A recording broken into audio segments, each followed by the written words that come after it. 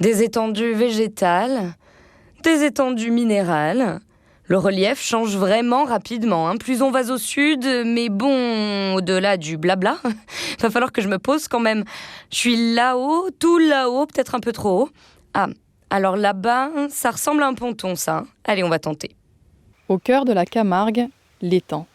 Derrière la cabane du gardien se promène un couple de flamands. Et sur le pont, 2 belles aigrettes sont affairées à leur toilette, observées par rieuses les mouettes, dans le marais et ses roseaux, la tranquillité de ses eaux, un paradis pour les oiseaux.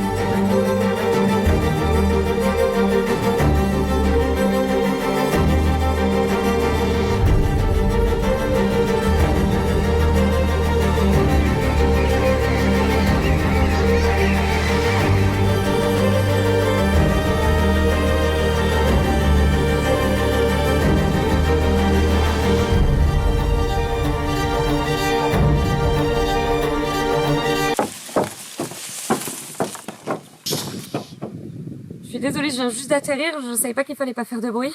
Alors vous êtes au cœur d'un espace protégé, on est au sein d'une réserve de biosphère, parc naturel régional de Camargue. Ok, je n'étais pas au courant. Je me présente, je m'appelle Julia et je suis à la recherche des trésors de Provence. Alors vous êtes... Alors moi je suis Laetitia, donc je travaille sur la gestion et la protection de ces espaces naturels pour préserver les espèces à fort enjeu de conservation. Et donc là en fait on écoute le butor, vous tombez bien puisqu'on est en pleine période de reproduction au printemps. Du coup vous devez à peu près tout savoir sur le coin, sur cette roselière. C'est quoi une roselière? Alors une roselière c'est un habitat comme on peut le voir autour de nous qui est composé principalement du roseau, le roseau commun. Donc c'est assez uniforme au niveau végétal, mais par contre elle abrite de nombreuses espèces d'oiseaux qu'on appelle les oiseaux paludicoles, ces espèces qui sont inféodées à cet habitat précisément. Super, vous m'en racontez un bout du coup? Allons-y. Laetitia, maintenant que les présentations sont faites et qu'on sait qu'on est dans une roselière, ici passent des milliers d'oiseaux tous les ans. La Camargue se trouve sur un des principaux axes migratoires de l'Europe du Nord jusqu'à l'Afrique. Donc en fait, on est vraiment sur une autoroute, sur un axe migratoire où les oiseaux vont passer, vont se déplacer aux périodes de printemps et d'automne. Donc vont trouver ici un lieu de halte migratoire assez propice parce qu'on se trouve près de la Méditerranée. Donc ils viennent de faire un grand parcours, ils sont épuisés, fatigués et donc ils arrivent. La première chose qu'ils ont envie de faire, c'est de se reposer, de prendre du temps et puis de se nourrir. Donc ils retrouvent ici et le gîte et le couvert. Donc c'est vraiment un lieu qui est adapté pour eux, soit avant de reprendre leur parcours migratoire et leur grand voyage, soit pour certains de s'installer et de nicher même et de prolonger un petit peu l'aventure avant de repartir d'où ils viennent. Il y a des estimations sur le nombre d'individus qui passent par la Camargue chaque année. Tout à fait, donc on a une estimation qui chiffre à 150 000 oiseaux en transit pendant les périodes de migration. Donc il y a ceux qui passent, il y a ceux qui s'arrêtent pour faire des petits et il y a ceux qui restent habités ici. Et parmi ceux qui restent, il y a des espèces un peu spécifiques aux roselières de Camargue. C'est vrai qu'on a estimé 150 000 oiseaux à peu près en passage, mais on a des espèces qui vont nicher spécifiquement dans différents habitats typiques de la Camargue. On a les sansouirs, mais ici on se trouve donc au sein d'une roselière qui fait un peu plus de 60 hectares. Et donc on a des espèces qui vont nicher. Donc là on vient d'entendre juste avant le butor étoilé, qui a un son un peu particulier, un chant. Alors qui ressemble un peu à une voiture et vous le faites très bien, non? Voilà, qui fait un petit ouh, ouh, très très sourd. Très, Vous êtes une bonne imitatrice. Merci. Et donc, qui fait ça en période de reproduction, pour attirer la femelle ou pour défendre son territoire. Et il a d'autres spécificités, ce butor étoilé, parce qu'il se cache, mais pas comme tous les autres oiseaux. C'est ça, donc il est vraiment bien adapté à ce milieu, puisqu'en fait, quand il est dérangé ou quand il se sent menacé, il a une technique de camouflage. Donc c'est un oiseau qui est assez grand, c'est un héron en fait, un petit héron, qui est de couleur brun doré, tacheté de noir, et qui va tendre le cou et regarder vers le ciel, et du coup suivre la ligne du roseau et se confondre, devenir mimétique avec l'habitat dans lequel il se trouve. Alors là, les roseaux sont verts, mais quand ils sont un peu plus dorés... voilà, un petit peu plus de la couleur des roseaux secs qu'on a derrière nous. Et... Ok, bon bah super, la nature est bien faite quand même. Oui, oui, plutôt. Et il y a un autre oiseau dont vous me parliez tout à l'heure, c'est un oiseau à moustache? Oui, alors ça c'est dans les petites, plutôt les petites espèces, les passereaux paludicoles. Les passereaux sont les plus petits oiseaux qu'on va retrouver, qui sont effectivement aussi liés à cet habitat. On a la panure à moustache, une autre qui s'appelle la lucignole à moustache, donc à croire qu'elles ont cette caractéristique pour habiter ici, mais ce sont des oiseaux qu'on va retrouver vraiment dans cet habitat de roselière et sur le pourtour méditerranéen notamment. Il y a des oiseaux ici, mais il n'y a pas que des oiseaux dans les roselières et en Camargue en général. Alors oui, on a notamment sur les franges là, de la roselière, on a des canaux hein, en eau douce, et on y trouve un petit reptile qui est un des plus rares reptiles d'Europe d'ailleurs. Alors n'en dites pas plus, amenez-moi le voir. Très bien, ben on y va. Venez, on passe par là du coup.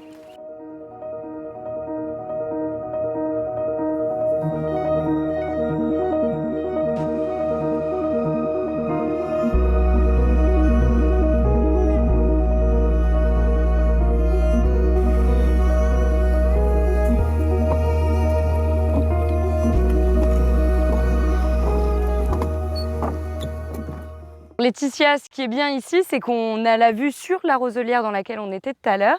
Et il y a des différences de couleurs, il y a des parties marron et des parties vertes. Tout à fait, donc en fait ces différences, elles s'apparentent à la pousse du roseau, parce qu'on a une activité de sagne. Donc on a un sagneur qui coupe le roseau dans cette roselière, donc c'est une activité traditionnelle. On essaye de maintenir sur ces espaces naturels des activités traditionnelles également, mais avec un cahier des charges bien adapté pour préserver les espèces à fort enjeu de conservation, comme le butor étoilé qu'on a pu écouter tout à l'heure. En parlant d'espèces protégées, il y a ce fameux reptile surprise. Est-ce que vous pouvez m'expliquer de qui il s'agit? Alors, c'est une petite tortue d'eau douce qu'on appelle la cissute d'Europe. Et on peut la trouver là? Alors, je vous invite à aller essayer de l'observer. Elle est dans ces canaux qui sont juste à côté de nous. Eh bien, allons-y.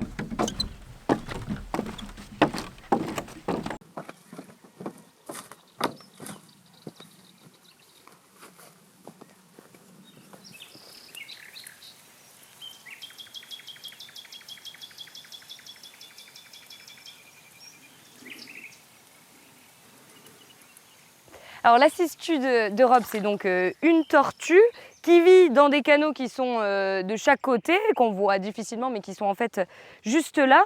Alors elle est là depuis combien de temps? Alors on a des traces archéologiques qui nous font remonter l'espèce à 1 siècle avant Jésus-Christ en Camargue. Ah oui, elle est bien ici. Qu'est-ce qu'il lui faut? Pourquoi c'est spécifique à son habitat? Alors ici, elle se trouve bien parce qu'elle a de l'eau douce. Il lui faut des canaux, des zones humides, des marais, plutôt des eaux stagnantes, même si elle s'adapte avec d'autres habitats humides. Et elle a besoin, donc surtout, comme je le disais, d'eau douce, de milieux qui sont humides et pas trop fragmentés. C'est pour ça qu'en Camargue, on est sur des espaces encore il y a une faible densité au niveau habitation. On a beaucoup d'espaces naturels, d'espaces sauvages, donc elle y retrouve tout ce dont elle a besoin. Elles ont vraiment la belle vie, mais en fait pas tant que ça, parce que c'est quand même une espèce menacée. Tout à fait, donc c'est une espèce qui est protégée et il existe un plan national d'action pour la préserver, pour mettre des actions pour la protéger, puisque en Camargue, comme je vous le disais, on a encore une population qui se maintient, qui est assez raisonnable, mais à d'autres endroits ce n'est pas le cas, et on a même en Camargue des zones où elle est menacée, puisqu'on a une fragmentation de son habitat. Alors c'est en partie dû à la montée des eaux en fait, de la mer qui revient. Alors, pas directement, mais en tout cas, en effet, elle peut être menacée également par une salinisation des eaux. Et en Camargue, eh bien, les changements climatiques vont provoquer et ont déjà commencé à provoquer des changements assez importants sur les habitats qui vont impacter directement également les espèces. Donc Ok. on a un changement avec une élévation du niveau marin qui va faire remonter le biseau salé et saliniser les terres ainsi que les eaux. Donc ça reste un territoire fragile. Merci beaucoup Laetitia de m'avoir appris toutes ces choses, de m'avoir fait découvrir ces nouveaux trésors de Provence. Moi je vais continuer un petit peu par là, essayer de les trouver du coup les tortues. Très bien, et bien en tout cas bonne continuation, c'était un plaisir.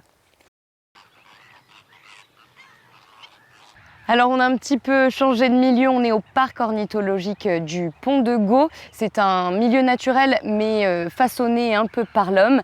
De toute façon, vous l'aurez compris, la Camargue grouille de biodiversité, qu'elle soit à poil, à plumes ou à carapace. On passe de paysages lunaires à des marais et encore des salins. Tout ce territoire, il faut le protéger, il faut le conserver.